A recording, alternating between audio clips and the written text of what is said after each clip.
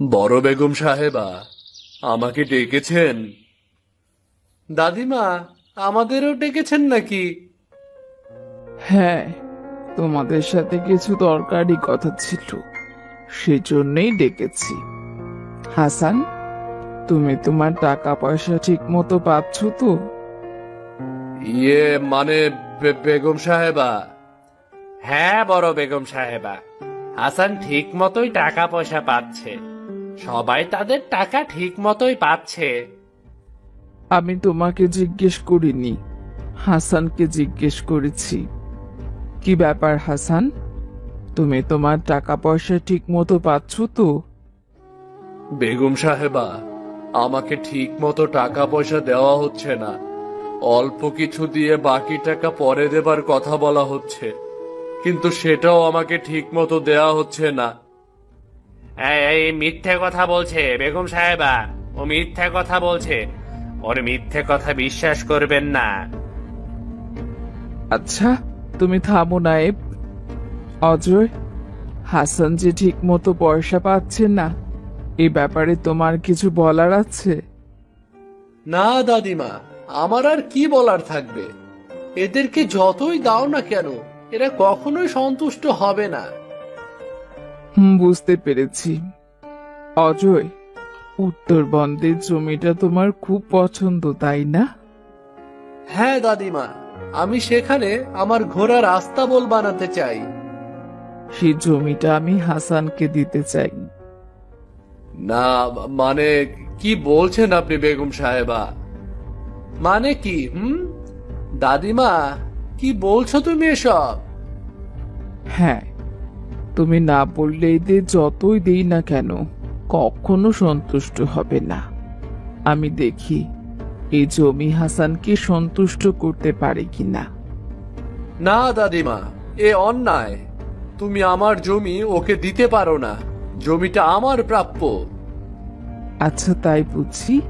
তাহলে প্রজাদের জন্য বরাদ্দকৃত টাকাটাও তুমি নিতে পারো না? সেটাও প্রজাদের প্রাপ্য। না মানে মানে আমি সবই জানি। তুমি কি ভেবেছো অসুস্থ হয়ে ঘরে বসে আছি বলে কোনো খোঁজ খবর রাখি না? আমি সব কিছুর খোঁজ খবর রাখি। হাসানকে আমি ক্ষতিপূরণ হিসেবে ওই জমিটা দিতে যাচ্ছি। ঠিক আছে দাদিমা, তুমি দিয়ে দাও। তবে সে জমি একদিন আমি দখল করব, সেটা তুমি ভালো মতোই জানো দাদিমা। তুমি যদি সেই জমি দখল করো, তাহলে এই জমিদারি বিষয় সম্পত্তি কিছুই পাবে না। এ আমি মানি না। এ আমার উপর অন্যায় করা হচ্ছে, আমি মানি না এটা। আচ্ছা ঠিক আছে, তুমি আমার নাতি, আমি তোমার কথাও রাখছি। তুমি ওই জমির অর্ধেকটা পাবে। না, আমি তা মানি না। কোথাকার কোন চাষা সে কিনা এই জমির অর্ধেকটা মুদ্দে পেয়ে যাবে? এ আমি কিছুতেই মানবো না। আচ্ছা ঠিক আছে, অর্ধেকটা জমি যদি হাসান কিনে নেয়, তবে তুমি মানবে তো? ও একটা চাষা, ও অর্ধেকটা জমি কিনে নেওয়ার টাকা পাবে কোথায়? ভারী মজার ব্যাপার তো। কি বলেন নায়েব মশাই? হ্যাঁ, তা তো অবশ্যই। চাষা কিনবে জমিদারের জমি, এমন মজার ব্যাপার তো আগে কখনো দেখিনি। মজার ব্যাপার তো বটেই। হাসান, তুমি এই অর্ধেক জমি কিনে নিতে চাও?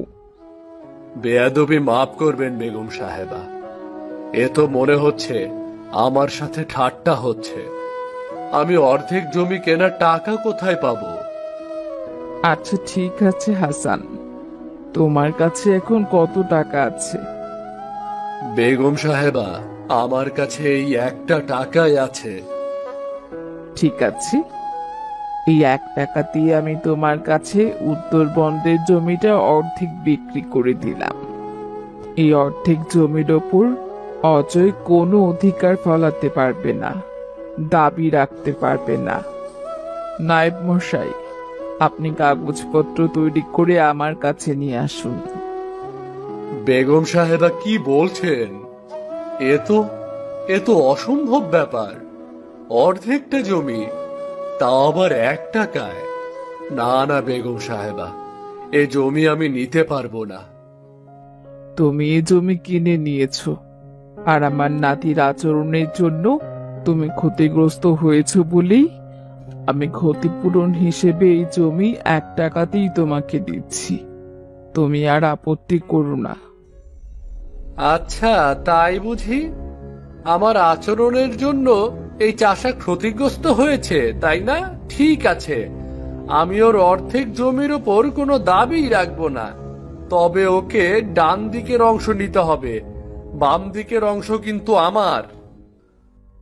আচ্ছা ঠিক আছে, ডানের অংশই আমি হাসানকে দিলাম। আশা করব হাসান এই সম্পদের যথাযথ মূল্যায়ন করবে। মূল্যায়ন না, ছাই করবে। ডান দিকের অংশ অনুর্বর, ইট পাথরে ভরা রুক্ষ জমি। এই জমিতে চাষা ফসল কেন, একটা ঘাসও ফলাতে পারবে না। দুদিনেই জমি বিক্রি করে ভাগবে। অবশ্য ওই অর্ধেক জমির যা অবস্থা, বিক্রিও তো করতে পারবে না। তখন দাদিমা, তোমার এই বড় মুখ কোথায় থাকে দেখা যাবে। আমাকে আমার অধিকার থেকে বঞ্চিত করা হয়েছে, তাই না? তাই তো আমি বাম দিকের জমিটা নিয়েছি। ওই চাষার বাচ্চা এমনি এমনি এত সুখ ভোগ করবে, তা তো আমি হতে দেব না, কিছুতেই না। আলু সেদ্ধ আর ডিম সেদ্ধ চড়িয়ে দিলাম। আজ যদি বাজার নিয়ে আসে, এই দিয়ে খেতে হবে।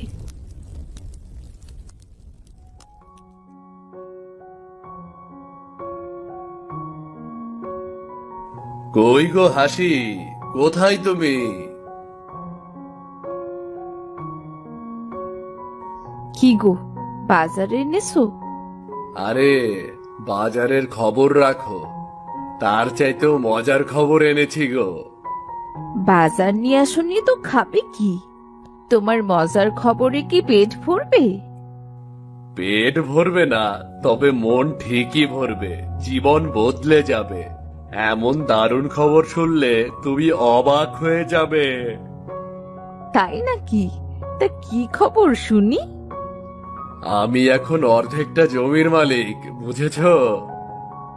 অর্ধেকটা জমি মানে? কি যাতা বলছো? বিশ্বাস হলো না তো ঠিক আছে, তুমি কাল নিজের চোখেই দেখবে।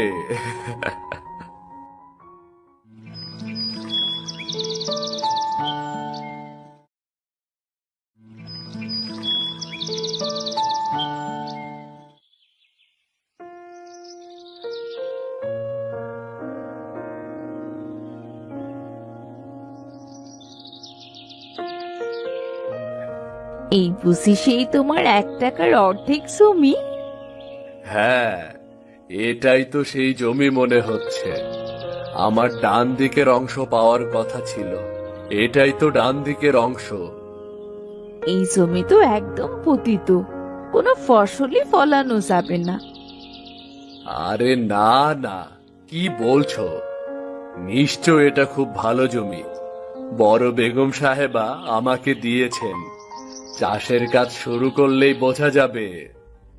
ভালো জমি না ঘোড়ার ডিম, এত সহজ? 1 টাকায় তোমায় অর্ধেক জমি দিয়ে দেবে। এই জমি কোনো কাজে লাগানো যাবে না, সেই জন্যই দিয়েছে। আরে না না, কি বলছো তুমি? তুমি দেখো, এই জমিকে আমি দুদিনের মধ্যে উর্বর বানিয়ে ফেলবো। যে ফসল চাইবো সেই ফসল সহজেই ফলানো যাবে। ফসল ফলবে না ঘোড়ার ডিম ফলবে? এই জমি তুমি সারা জীবন খেটে উর্বর বানাতে পারবে না। শুধু শুধু বড় বড় স্বপ্ন দেখো। জমিদারের খেয়াল খুশি বোঝো না তো? 1 টাকায় আবার জমি হয় নাকি?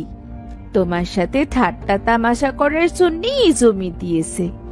তামাশা দেখা শেষ হলে দেখবে তাদের জমি তারাই নিয়ে গেছে।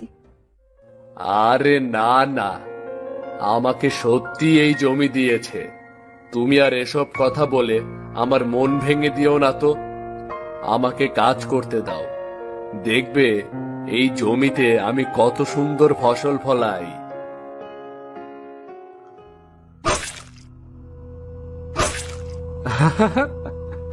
নায়েব মশাই, দেখুন চাষাটা জমিতে ফসল ফলাচ্ছে।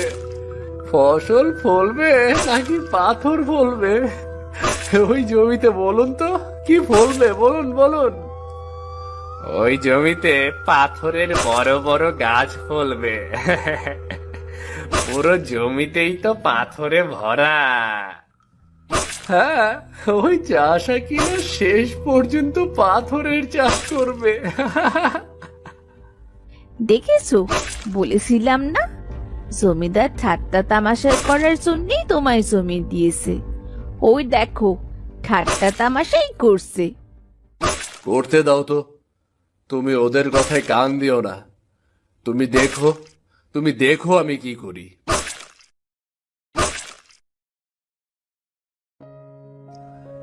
আরে, এটা কি? মনে তো হচ্ছে এটা একটা বাক্স।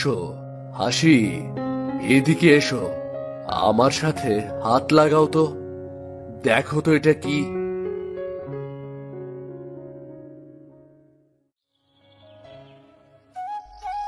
আমি আমি তো নিজের চোখকে বিশ্বাস করাতেই পারছি না, এত ধনরত্ন।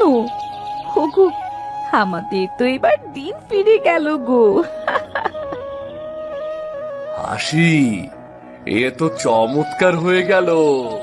আমরা তো বড়লোক হয়ে গেলাম গো হাসি। এ কি, চাষাটা কত ধনরত্ন পেয়ে গেল! এ আমি কি বোকামি করলাম!